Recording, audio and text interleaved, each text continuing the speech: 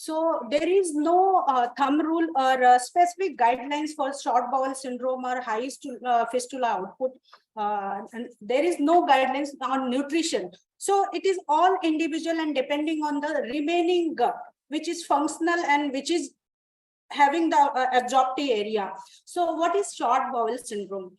Reduction in functioning gut mass below the minimum necessary for absorption of nutrients and or water and electrolyte for leading a normal life because of less absorptive area.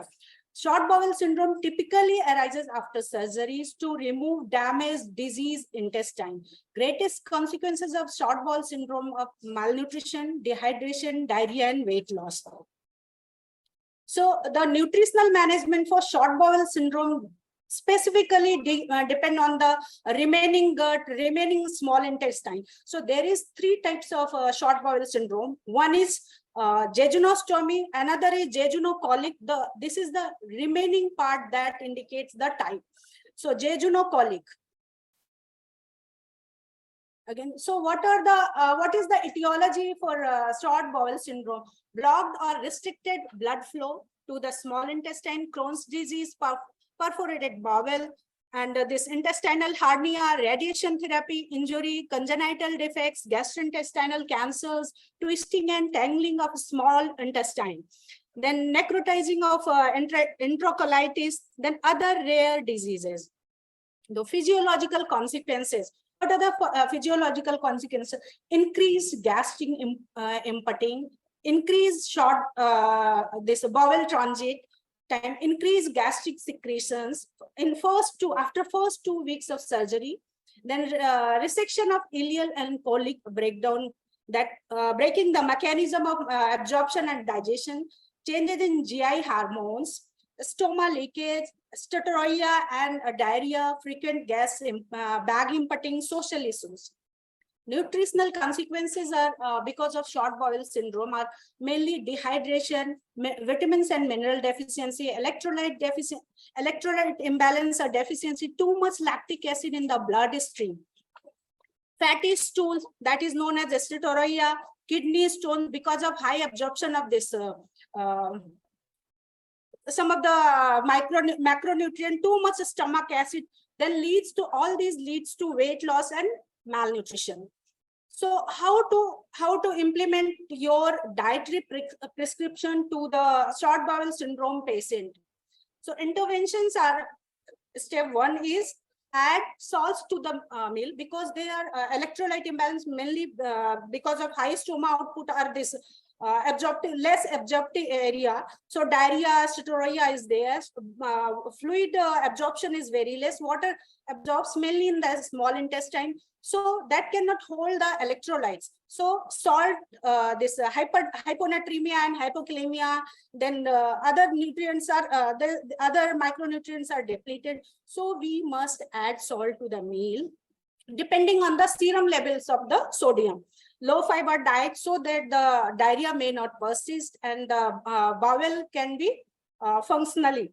Restrict the hypotonic fluids, that if we do allow the patient hypotonic fluids, that again increases the osmolarity and less of the water absorption. So restrict the hypotonic fluids up to 1 liter per day.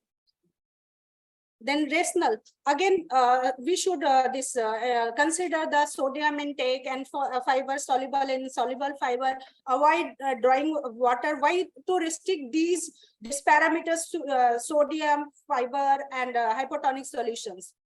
Stage 2, establish oral intake. Restricted oral fluid to 500 ml so that we can control the high fistula output.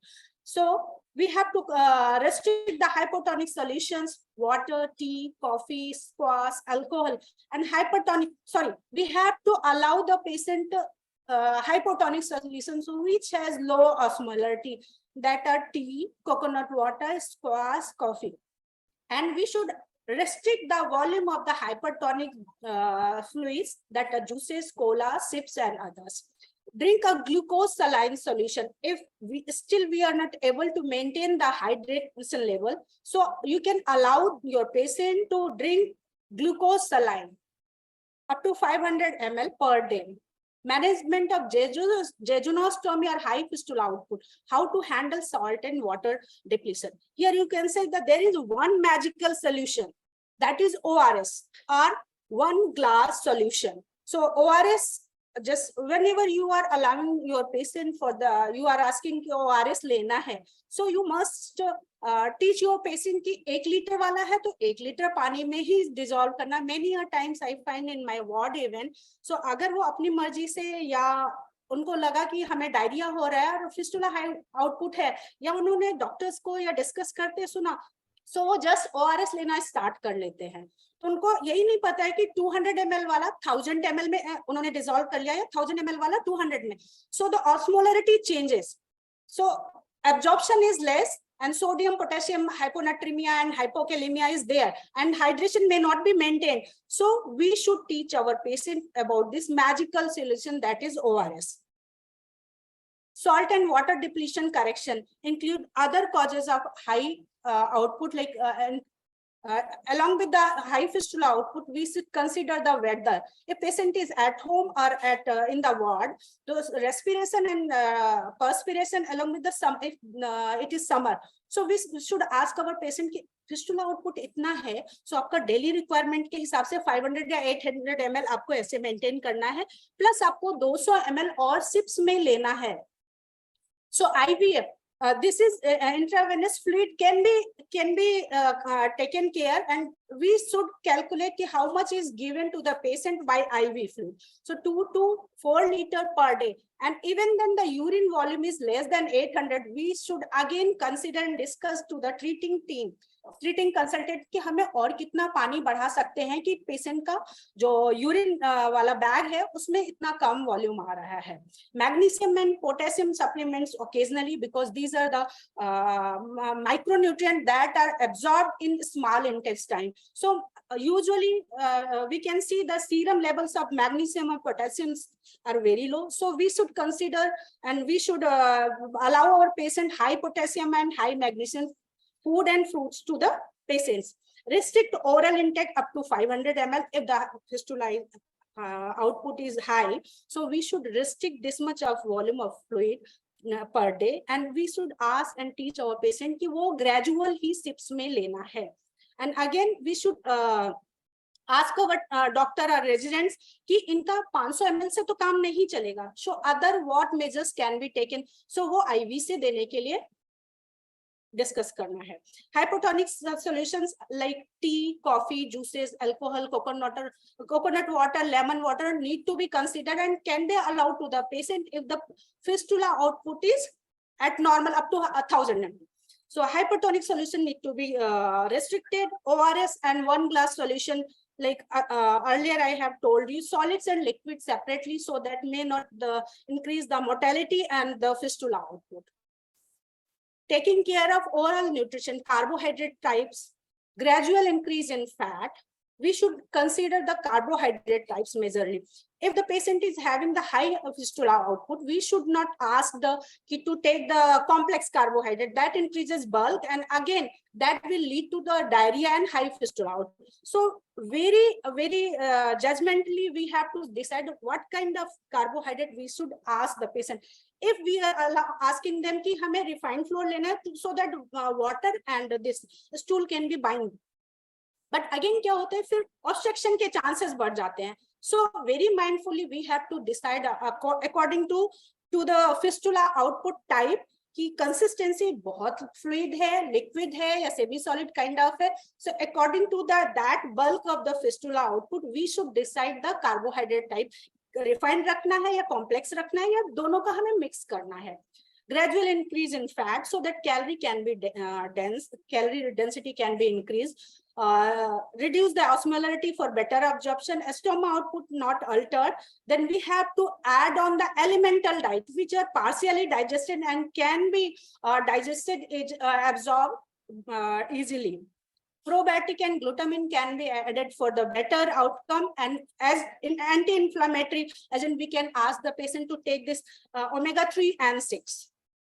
Special concern, As usual, had been discussed, the ratio for total calories should not be less than 60% from the carbohydrate, fat 20%, protein again 20 to 30% can be, depending on the serum level of serum albumin and other weight loss history and all this. So protein should be of high biological value so that it can get absorbed, and biological availability of the protein should be high.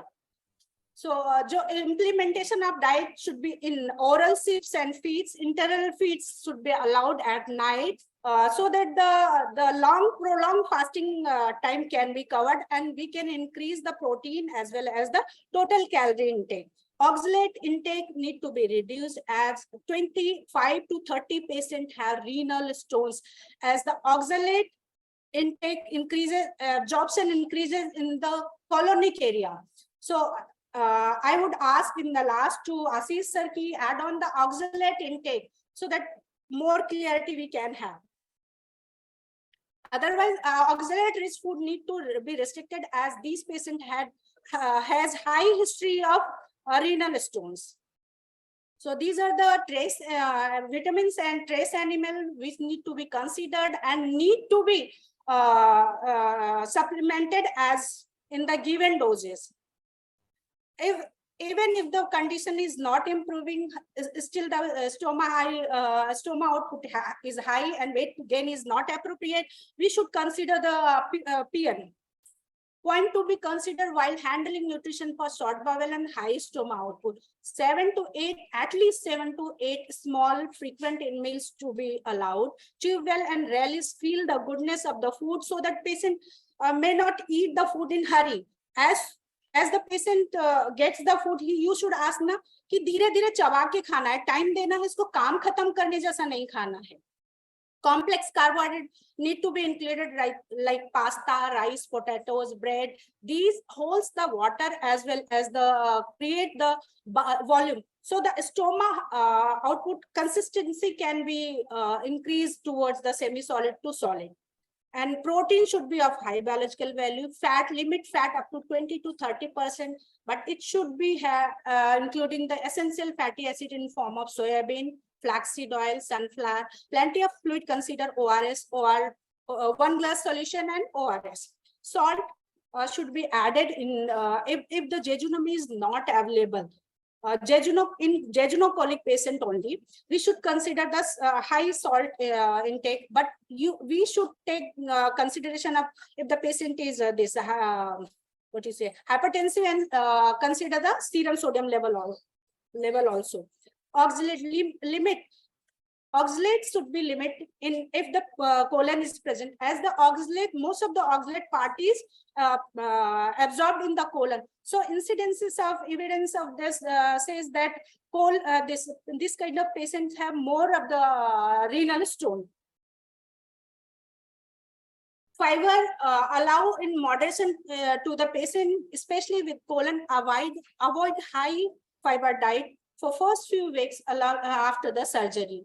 Dietary recommendations are very individual and matter that this depends on the ostomate's body. Every kind of diet here we whatever we are I'm saying ki this kind of fluid should be allowed to this patient and this kind of carbohydrate should be allowed to this patient, but every ostomate body is individual. We should design the diet for individual according to their need and according to their surgery type, according to their remaining anatomy.